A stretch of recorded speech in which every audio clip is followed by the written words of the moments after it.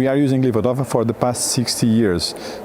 This is really, standard treatment for Parkinson. This is the most efficacious and most safe drug that we have for the management of our patients. And it's amazing that after 60 years there are still many things that we don't know. We don't know exactly what's the best, titration scheme.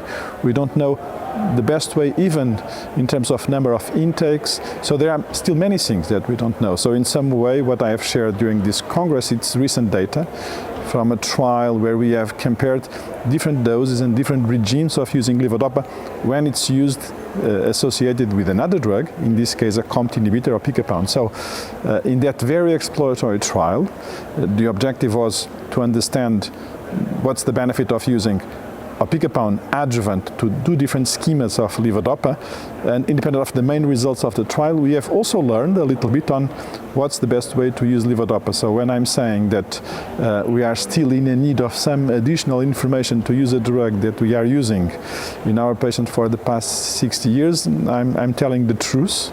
It's amazing. It's good to have a drug that it's still the best one for 60 years. Again, why don't we have better drugs? Because probably we are really, struggling to develop those compounds, but I'm happy to say that we are still learning, and this is part of, again, also being in a Congress. So the science, it's incremental, and I'm happy to share that I think we have recent interesting data that will help clinicians to use better Levodopa.